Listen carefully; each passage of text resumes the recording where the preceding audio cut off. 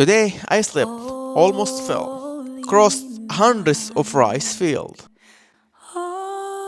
and got lost in a rural village, and somehow ended up in the most beautiful places I've ever seen.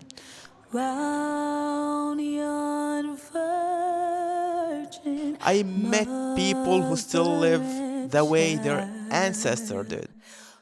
Traditional women making clothes by hand. Kids playing in the mud and smile that don't need a language. Sleep in heavenly peace. The hike was hard. My shoes are ruined. My legs are finished. But honestly, I'd get lost all over again for a view like this.